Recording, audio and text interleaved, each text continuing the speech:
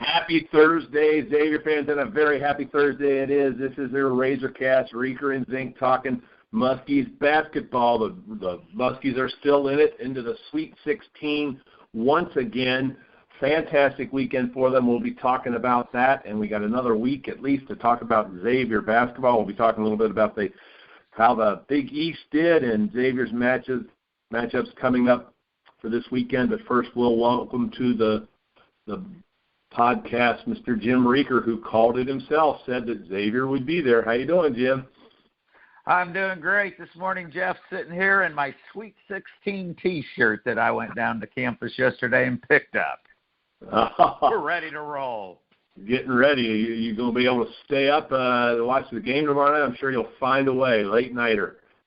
Oh, yeah. I might have to get like a 7 o'clock nap in, so I got a busy day. But, at this age and time of life, you got to rest the battery a little bit. But, no, I'll be up till it's over. I'll watch it all, whether they're up by 20 or down by 20. These are the moments Xavier fans live for.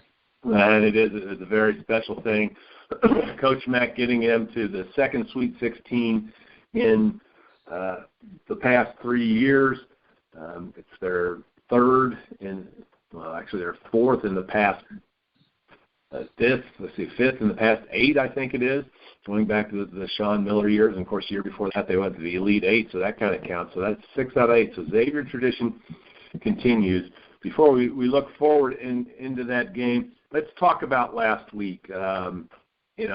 2 impressive wins there, over a slightly larger, but on the downside, Big Ten team ranked ahead of them. But like you said, 6-11 isn't that big of a spread anymore. They beat them, ended up by 11. And then the blowout against Florida State, 91-66, which was the biggest whomping in the second round, tied with Florida's defeat of UVA, which has been a surprise. So tell us what turned it around for the Muskies that weekend. Well, they're getting a contribution from more than their starting 5 now. It happened at the right time. Sean O'Mara, who, of course, coming into this season was kind of projected as a starter, and we've talked about his struggles. And I tell you the truth, even there down the stretch of the regular season, he wasn't getting much time, and he wasn't looking good on the floor. And, it was just like very disappointed. I think most Xavier fans are disappointed in his performance this year. But, he'd worked last summer. I read a story. He'd actually gone to a big man camp and had worked on his weight and his strength and was really looking forward to this season. Well, the switch finally came on against Maryland. Sean had 18 points and 7 rebounds and played the post like we've seen many Xavier big men play the post in the past. Kenny Freeze comes to mind. Matt Stainbrook, he's playing that type of post him up and, back him down and get those easy buckets. So that was a big change. And also Kaiser Gates, again, almost the same story. Big expectations. Remember, he didn't play for about 10 games because of a minor knee surgery he had to have at the beginning of the season. But there's always been big expectations of him being a great three-point shooter. He's a 6'8", big man who can shoot outside, and he put up 11 points against Maryland, and that just, with those two, it just helped the whole team. Here's a stat I read somewhere too, and this is ever since the end of the regular season, and I was looking for it. I couldn't find it, but something to the effect that since they've gone on this so-called, I'll call it the run number 2. Again, of course, they have a defeat in there to Creighton in a very exciting game. They played very well again. J.P. McCura has cut down his shot total. He was averaging about 15, 16 shots a game, and ever since the tournament, the Big East tournament, he's only averaging about 10 shots a game. And what we see, too, is he's distributing the ball more and playing that, drive and kick guy. And, of course, the Musketeers have been shooting lights out from 3. I think in the tournament they're like 50% from 3. So those are the things that turned around at the right time. And, of course, the Maryland game, we knew Maryland's kind of following them through the year. They're kind of hot and cold. But, then even after Thursday night, though, I watched Florida State play, and I thought, oh, my gosh, how are we going to compete with these guys with the speed, athleticism, and height they had. Got a 7'4" guy, a 7'1" guy, a 6'10" guy. I just thought, geez, this is going to be another tough one. But, of course, that one played out too. So that was my take on it. What did you think? What did you see? Anything different? Well, I seriously, O'Mara stepping up in both those games, and in the Florida State game, he was just as strong, and he was almost perfect from the free throw line as well. The big man getting to the line has been something that we've been missing. So that was great. He had 8 for 9 in the Maryland game, and I think it was 7 for 7 against Florida State. So that was fantastic. You mentioned the role players, and that is what we needed to step up. But the two people you got to mention at this point are Trevon Blewett, who almost gets overlooked with what he's done. 29 points against Florida State, 21 against the Terrapins. This is the guy that sort of said, climb on my back and we're going to go. And I also agree with you with McCurry. He's been smarter about what he's doing. He's not taking those fadeaway 25, 26-footers. He's been getting the pass off. I'm sure Coach Mack is talking about that. I think he tried to take on a little too much after Sumner went down as part of the point guard. And then, the other guy you've got to mention is Quentin Gooden. He has matured. He's doing a much better job at that point guard position. Did have 5 turnovers against Maryland, but only had 2 against Florida State. He's just doing the job out there. 5 assists against the Seminoles, and had 9 against Maryland. So, like you said, even though we're a bit short-benched, these people that we've been counting on all year, you talked about the 3-headed snake. Now all 3 of them are contributing, and Coach Mack doesn't have to choose between the 2 of them. So that bodes well for what they're doing. I will mention, down the road, being short-benched can hurt you with these quick turnaround games, but it didn't seem to affect them at all in that first weekend. Yeah, and then, moving on to the Maryland game, and this is, I think, the number one key that's really helped is the turnovers. They had 9 turnovers, and I've always talked about all year long, you like to have that. If you're around 10, you got a chance to win a game. But I remember in that game, and I'm thinking they were well into the first half, maybe 5 minutes left in the first half, and I remember the announcers saying, that's the first Xavier turnover tonight. And that, I think, attributed to their strong start, their quick start, where they got out in front. And the other thing was they just never looked back, which sometimes this year we've seen Xavier allow teams to hang around, not be able to really just put them away, get off to a 10-point start, but then not be able to move it out to where it's definitely in hand, let them hang around 10 where they could actually make a run at the end of the game. They just totally defeated the Seminoles. They were just beaten. With 10 minutes left in the game, they were ready for the game to be over. Yeah, and the free throw percentage, we've harped on that. And again, they shot 76% against Florida State, so that really helped. And yeah, I recall O'Mara, he was just stroking the free throws. He had several of them in the weekend. And Tyreek Jones stepped up. He was 6 for 7. Of course, his shots are not real hard for him to make when he's about 2 feet from the rim and he slams it down with what one of the announcers called a gorilla dunk. But he put in 13 points, and he's playing at a high level. So, and a kind of neat story, I think you've probably seen, it's been covered in the Cincinnati media, where Edmund Sumner has rejoined the team. He's gotten to a point in his rehab where he can get around and actually has almost taken on a coaching role with Quentin Gooden, and he even said, and you know how this is, that sometimes when you're sitting off to the side and you're not out there, you see things and other things start to make sense to you. So, and we all know that Edmund's a very intelligent young man.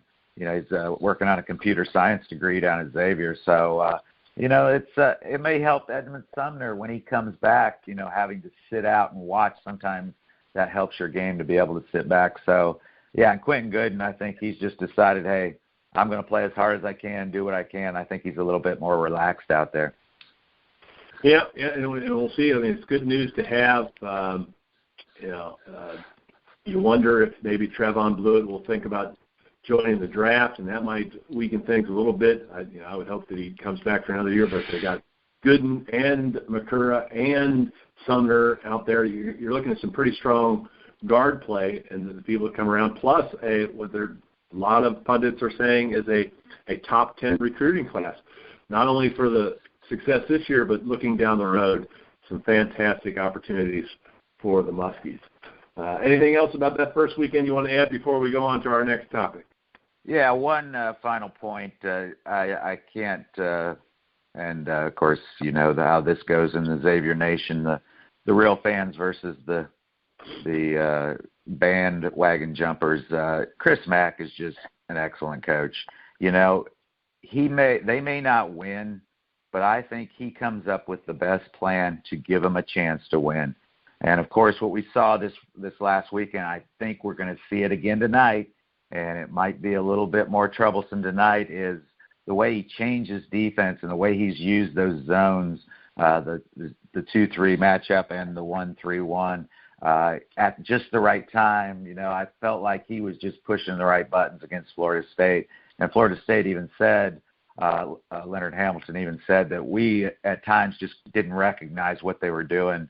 Our kids couldn't recognize quick enough, and that just led to a lot of non-scoring trips for them coming down. So, again, you got to give Chris and the psychology, you know, the story, I'm sure, again, anybody in the Cincinnati area, and actually it's hit the national media, the whole burning the calendar of February and putting it in an urn, and they've been carrying it around with them. It comes out every day at practice, and, you know, to symbolize that February is over and they burned it and they got rid of it and it's gone, and this is March. And so, you know, he's just another great one in the line of many great coaches. Again, of course, we're going to see the last one there, Sean Miller, tonight. So, but give Chris Mack all the kudos in the world. He's just done an excellent job, and of course, the national media has picked up on that. You hear every announcer say that what he's done this year might be his best coaching job in the 8 he's been at Xavier.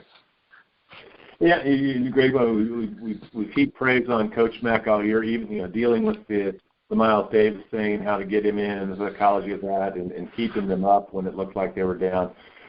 Definitely one of the most respected coaches, and we'll be talking a little bit more about that as well as the matchup against Arizona in a little bit. But first, let's talk about the Big East, as we always do.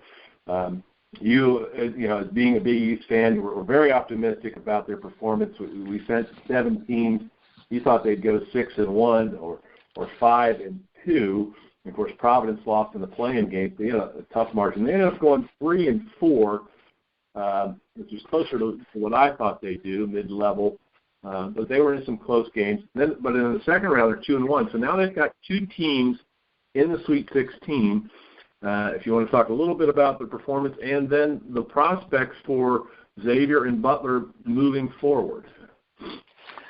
Well, yeah, they didn't do quite as well as I thought they would, but they did, as you alluded to. They competed. Again, go back to Providence had USC down by 17 points at halftime. It looked like they were going to get a big win there, but of course USC got very hot there. In fact, they made it all the way to the second game there, actually their third game. Marquette, they led Carolina by a point at halftime. But, of course, Carolina's kind of on a run now, as we saw with their big win over Duke. You know, that was impressive. So that kind of showed you that Carolina's getting hot at the right time. And you got to give kudos to Frank Martin. He's just a great coach, too. He just he preaches and teaches toughness, and the Carolina team obviously is led well by him. The Villanova upset, we talked about that on the broadcast. That wasn't that big of a surprise with Wisconsin, that their experience and the way they play. Creighton, again, they weren't much in that game, but again, they ran into a team that just was hot, had won the A-10 tournament to get into it with the Rhode Island team. And then Seton Hall lost a very close game to Arkansas, but then again, Arkansas, in their second game, we saw how far they've come as they pushed UNC. Maybe a controversial call there on the non-call on the charge that led to a big basket. And, of course, they pushed UNC, who, again, I'm picking, and a lot of people are picking to probably win this whole thing. So all in all, I think they performed well. It's just part of it was the draw, the seeding, the teams they were playing, and part of it was just they ran into some teams that were just happened to get hot at the time. So I think they still did very well. Again, look at the record. You were closer to the record than I. I was a little more optimistic, but that's how I am. That's how you roll, and that's why you get the Big East blinders on every once in a while. Before we go into the prospects, I just want to get your thoughts on this. Almost every announcer that you hear talks about the Power 5 conferences, and it does not include the Big East in those 5. Yet the Big East has got 2 teams in there. The ACC's only got 1. The other 4 did represent with 3 teams each. Big Ten's got 3, Big 12 3, SEC 3, and the Pac-12 3. As our Big East expert and fan, how do you feel when they're not talking about the Power 6 conferences? Well, I'm going to tell you right up front, there's one reason they talk about the Power 5. You could say it in one word. It's called football. And you often, if you go back and listen, when we're talking about basketball, I always say the Power 6. I believe the Big East is just as strong and successful and powerful. And again, they had a national champion last year. They had 7 teams, 70%. There was, I think that was the highest percentage. ACC had 9, but of course they have 14 teams. So how do I feel? I feel that people are just talking in general terms, and they're talking about football. Because football, it runs the show at a lot of these schools. So that's where that is.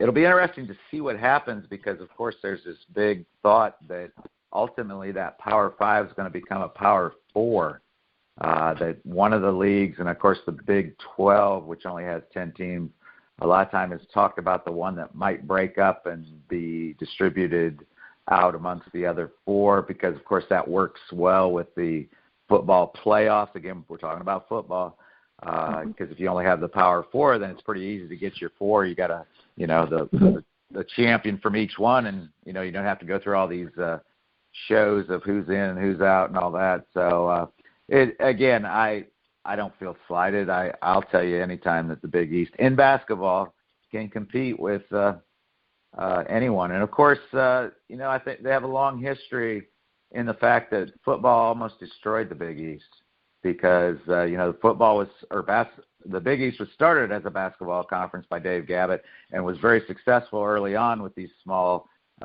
Jesuit Catholic institutions. And then some other schools, public institutions, bigger schools got in, and they tried to drive football as a major sport. And it did for a while, but it got so big and cumbersome, and you had half that did and half that didn't. And, of course, that ultimately led to the split. So it's perfect conference for Xavier because, of course, they don't have a football program. Well, yeah, and a lot of the Big East teams weren't known as Power when it was the old Big East either. St. John's, Seton Hall, a lot of teams are still with us. It'd be interesting, but I think over time it would change. But then it'll be a topic later that might change people's minds. So let's talk a little bit about. First, let's go with Butler. They've got to face the team you've picked to go all the way, the North Carolina Tar Heels in Memphis tomorrow night. And if they should get past that, they've got to play the winner of what many people are thinking could be the best game before the Final Four, which is UCLA versus UK. So what's Coach Holtman got to do here to get Butler back into the Final Four for the first time since the Brad Stevens years? Well, I don't envy him at all because he's almost in the Butler Blue Blood Invitational. I mean, look at the other 3 teams in that pod: UNC, UCLA, UK. I mean, does Xavier want to trade places with them? No. Xavier, I like where Xavier is, and many people have said the West is maybe the place to be to come through, maybe with the weakest number 1 seed. So what do they have to do? They have to play Butler basketball. You got to remember they did beat Villanova twice, and so they obviously can compete with some of the big boys. And I think it'll be a close game. I don't think they'll get blown out, but I just think UNC. First of all, they had their scare already. You just talk about if you're going to win a national championship, somewhere early on you probably got to get lucky. And I think that happened against Arkansas because they were in trouble against Arkansas and maybe got some favorable calls and down the stretch played well in the last 5 minutes to pull that game. So it's kind of like once you get past that, now you can focus and that won't happen again. I think it's going to take almost you go back to the 1985, remember when Villanova played the perfect national championship game against Georgetown. It's going to take something like that. But, I think Butler will hang. They got a shot. It's not, it won't be a total shock if they do upset the Tar Heels, but I think it's a very, very tall task. And then if you do get by UNC, now you're talking about UK and UCLA. Some people will tell you that those two might be the best teams in the country with the best chance of winning it all. They definitely both have probably the best one-and-done teams, so to speak, with Lonzo Ball out at UCLA and, of course, the Malik Monk and De'Aaron Fox and Bam Adebayo, who all be playing the NBA next year, at UK. So I don't give him a good chance, but, again, Chris Holtmann, kind of like Chris Mack, don't count him out. He'll have a plan. He'll have a way, but will it work? I'm not sure. And that brings us to the topic at hand for tonight. It's 10:09 from San Jose, California, where the Muskies are going to go up against Sean Miller's Arizona Wildcats. And as you mentioned in the Trogcast on Tuesday, the first thing Chris Mack says, he wishes he was coaching against anybody else but his good friend Sean Miller. And you, on the Trogcast, you picked Xavier to make it to the Final Four, which means they're not only going to get past Arizona, but then they're going to have to face the winner of Gonzaga and Press Virginia. So talk a little bit about tonight's matchup and what Xavier's going to have to do to get to Arizona next weekend. Well, they're going to basically have to continue doing what they've been doing since the Big East tournament started. Number one, you got to like the fact that they're hot right now. They seem to be coming together. They seem to be playing together. I put down 3 keys, and I think this is the way it'll roll, is if they can, again, not have a lot of turnovers. That's a key. Don't give them some easy baskets so they can stay close, stay in the game. They have to rebound, and again, you followed the Pac-12 this season for the Trogcast. Lauri Markkanen, I don't know if I'm saying his name right. He's a beast. 7-footer, although I did he likes to play on the perimeter a little bit. But, again, the Musketeers are going to have to own the rebounding edge like they do in most games. In fact, they out-rebounded Florida State despite being outsized. So they're going to have to do that. And I think if they're really going to win this game, they're going to have to continue to shoot at a pretty high clip at the three-point range. So, Mara and Gates are going to have to contribute like they have. Trayvon Blewett, I think, has to get off to a hot start like he did against Florida State. If he has a bad first half like he has a few times during this run, that might get them in trouble that they won't be able to overcome. And then again, just carrying on with what we talked about before, I think J.P. Macura, he has to play under control. A lot of times when they have those high turnover games, you look at his box score, and he'll have 5 or 6 of them, some of them. And sometimes he has the unforced turnover where you're just like, what were you thinking? Hey, turn around, throw the ball to the other guy like he didn't even see him there. So those are the things that I think have to happen tonight. Again, just more of the same of what we saw last weekend.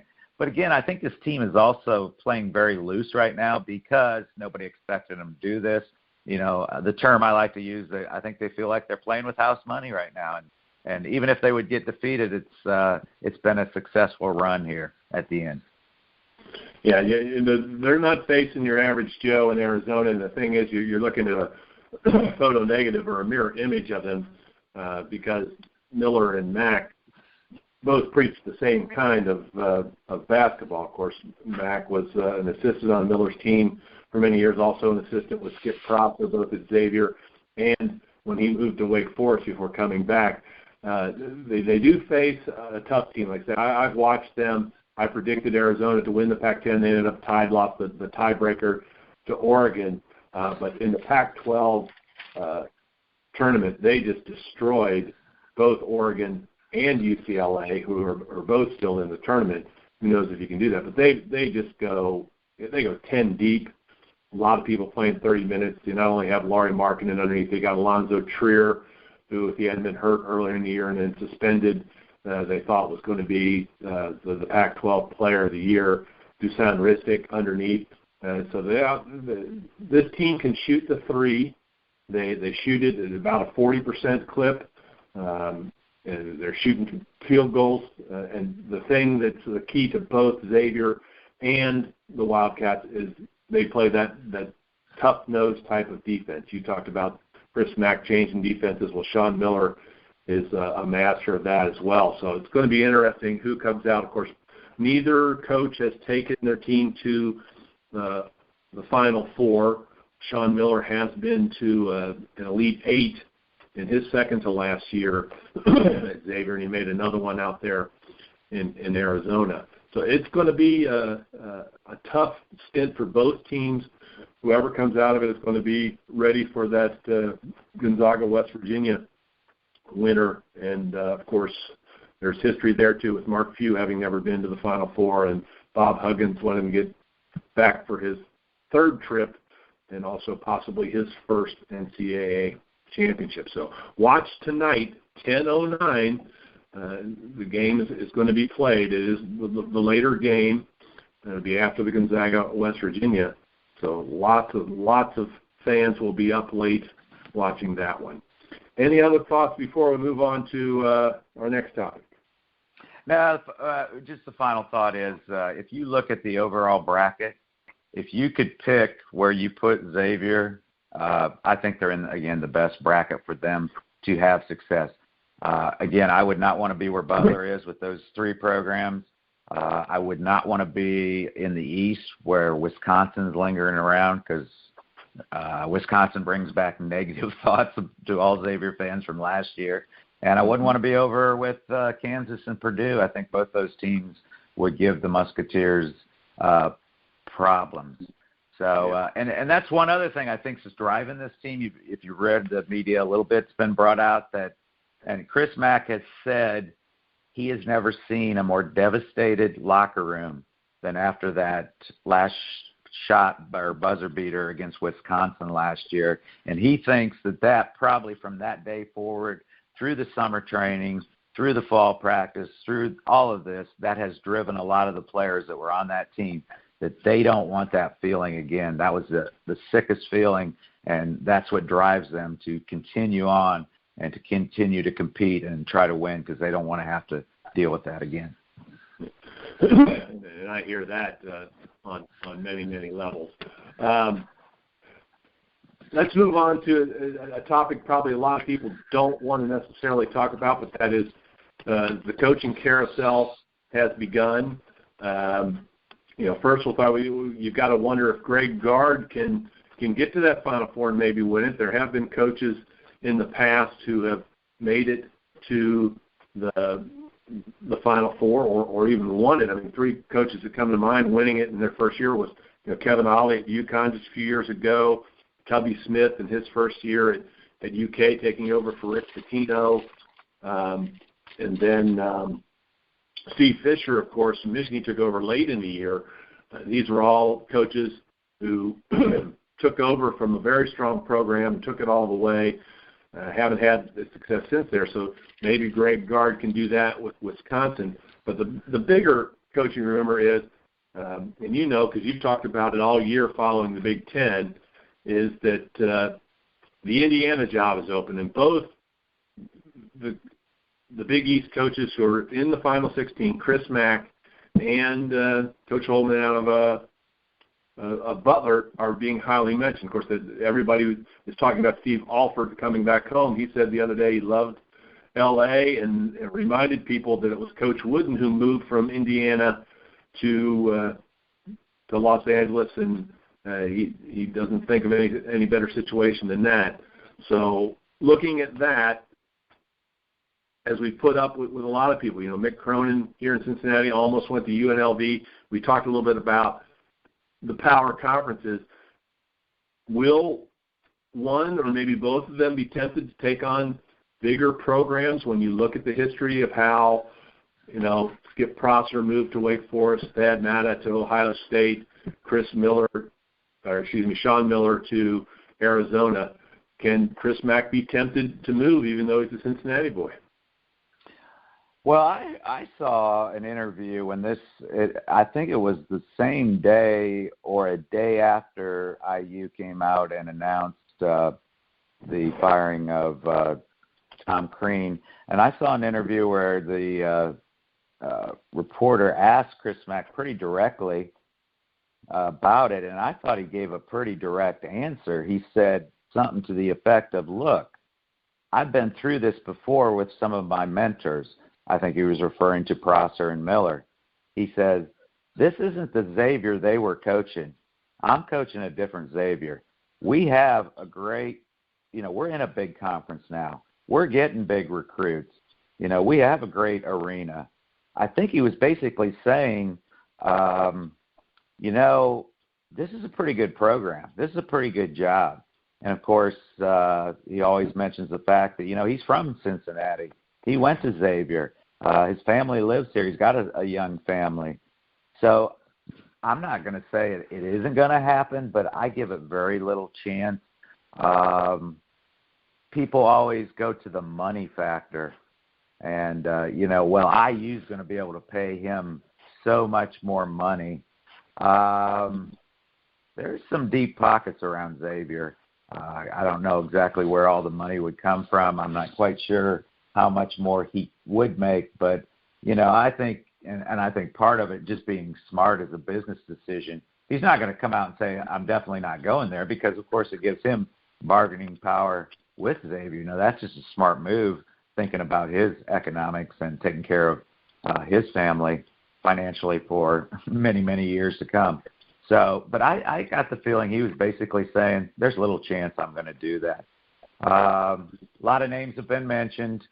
Of course, Steve Alford, who I mentioned, I think you go back to maybe November 10th on our first broadcast. I started talking about, I don't know if Tom Crean's going to make it through this season, and I think Steve Alford would go back. And again, I know the dynamics. I've lived the dynamics. When you've lived in Indiana, there's one job above governor, and that's head coach at IU. And I believe, Steve Alford grew up within a couple hours of the IU campus in Newcastle. And, of course, he went there and he played on their last national championship team. And I think the job's his if he wants it. Again, the question, as you've said, is, would he want to go back? He's at UCLA. Hey, you got to remember, it was just a year ago, they were flying flags over UCLA's campus that said fire Alford. And, of course, he gave back 1 year of his extension because he said he didn't deserve it. And, and a lot of people have said, he's turned it around, but there's other people saying, well, has he really turned it around, or is it just Lonzo Ball? So I think it's his job if he wants it. I think Chris Holtmann, another Indiana product, might get some calls. But again, I think he likes his situation. Sometimes the grass isn't always greener over in the big yard, so to speak. Another name we haven't mentioned, and I heard this one a long time ago, early in the season when I started hearing my IU counterparts talking about that they didn't think Crean would make it after the season. And that's a young man named Dane Fife, who has been Tom Izzo's associate head coach, I think, for the last 6 to 8 years. He played at IU. He actually played for Bobby Knight. He was there, I believe, when Knight was fired. So he has some history with the program. Not quite as much as a big name like Alford, but I've heard his name mentioned. His downfall is his only head coaching job. This will surprise you. He actually was the head coach for 6 years at Fort Wayne, and actually he took Fort Wayne through the process of becoming a Division I school. But on his positive side is he's got a mentor like Izzo, who's, I'm sure, prepared him. If you've been watching Tom Izzo for 6 or 7 years and how to do it, is there a better mentor around? So that's a name I would throw out there. But, again, here's the play. You haven't heard anything about this from the IU side. And I think the reason that is because Alfred, Holtman, and you brought up the name in our notes of Dana Altman out at Oregon.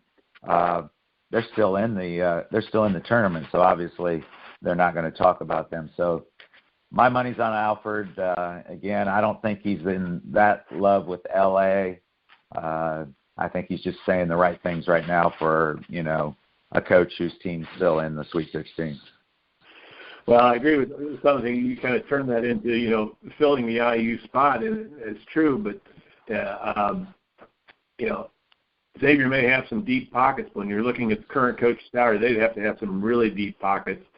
When he sees that, people like Sean Miller are making 3 to 4 times what he's making, and Thad Mount is making 3 times what he's making at Xavier, and the roots may not go as deep. I know Sean Miller said the same thing. He never really thought about leaving until Arizona started paying him $2 million a year. Now he's up to $4.5 million. But then the attraction that I think is extra is going to Indiana is Mac is still pretty much in the tri-state area that he grew up. It'll be interesting to see what happens. You never know with the coaching carousel. Coaches like Chris Mack get mentioned to everyone, and there aren't that many big-name spots left. North Carolina has filled their slot. Washington has now filled their slot. Missouri's filled their slot. California is still open, and maybe a couple others, but I don't see many people losing their jobs. But Chris Mack, and of course with the history of Xavier, is kind of like Miami with their own football heritage of being the cradle of coaches. Now Xavier's sort of the cradle of coaches. We're moving on. We've got to get one to win a title, which would really seal it. And you look at it, last year Indiana paid Crean $3.2 million, whereas Xavier was only paying Mac about 1.2. Only? Oh, well, compared to 3. I mean, I know you're a teacher's salary, but if you know somebody's making $120,000 when you're only making $40, it does become an only. So we'll have to see. We'll talk more about the coaching carousel all around on our Trogcast on Tuesday. Lots of things popping up here and there. But let's go on to our final section. If you got no more to say, we'll do our trivia and tidbits. Well, one other final thought, and then we move on, is I think Indiana kind of showed their hand a little bit when they did make the announcement. I think it's can't think of his first name, Glass, the AD, there said, we need an Indiana boy, to somebody that's Indiana through and through at this job, and that's not Chris Mack. Chris Mack grew up in Cincinnati. Sorry. So, again, I think, I don't think he's their top candidate again as they go down the list. And one other thing, I was just thinking that he had a great mentor. The person I think who handled leaving Xavier the best was Skip Prosser, because Skip Prosser always said right up front, never say never. I will never tell you I won't leave. And, of course, that there's been a couple ugly departures. Thad Mata is probably at the top of my list, that he just said some things and then he wasn't being honest with his players, which I don't like. There is one little thing here, too, that some Xavier fans know. There was a recruit, I can't remember his name, who was going to had committed to Xavier, but when Miller left and went to Arizona, he went with him to Arizona. And the comment was supposedly made, you won't read this anywhere, but in the backwaters of the talk boards, that he told this recruit when he was trying to consider whether he was going to stay with his Xavier commitment or go to Arizona, why would you drive a Chrysler when you could drive a Lexus? And that might be mentioned in the locker room. We'll never hear it in public, but it's there.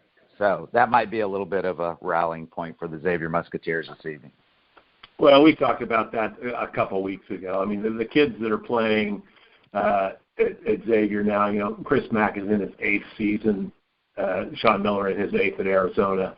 It might be something about the coaching staff. They don't know him and what they have been in, high middle school when that comment was made. But those things do happen. I don't think Sean Miller and Chris Mack are going to let it go that way. Anyway, what have you got for me, Stumpy? I'm sure you have something fun revolving around the Sweet 16 or the tournament or Xavier or something to dig deep in the archives. This has become your favorite moment of the whole show, hasn't it? Well, you just never know how deep you're going to have to dig. Sometimes you got to go to the center of the earth to try to stump me, and it's always an adventure. All right, here we go. Yep, we're going to tie it to NCAA tournament games, and we'll go back to Saturday night when Trayvon Blewett scored 29 points against the Florida State Seminoles. And it was talked about that he was just short of the record. The record for an NCAA game for the Xavier Musketeers is 31 points. Can you tell me who recorded that performance for the Xavier Musketeers? Oh, so many good options. I'll just go quick because I know you probably have 9 other questions to ask me. I'll say David West. David West would be a good guess, but no. You want to guess again? Let me give you a hint. It happened during the first run, 2004. Oh, so that was the year after David West. Yes, it was. Oh. God, it's hard to remember all the names on that team. No, you got me. I'll give in. Lionel Chalmers scored 31 points against Mississippi State in the game to get to the Sweet 16 in 2004. But Blewett did tie for second place. 2 Hall of Fame retired Jersey Musketeers also have scored 29 points in a NCAA tournament game. Do you know who those 2 might be? Well, there's only 4 retired Jersey, and if it's not David West, I've got a fair shake here. I mean, Brian Grant wasn't a big scorer, so I'm going to have to go with Tyrone Hill and Mr. Larkin. You are correct. Byron Larkin in that famous first victory over Missouri in 1987 scored 29 points. And Tyrone Hill in the first game of the first team that went to the Sweet 16 in 1990 against Kansas State scored 29 points.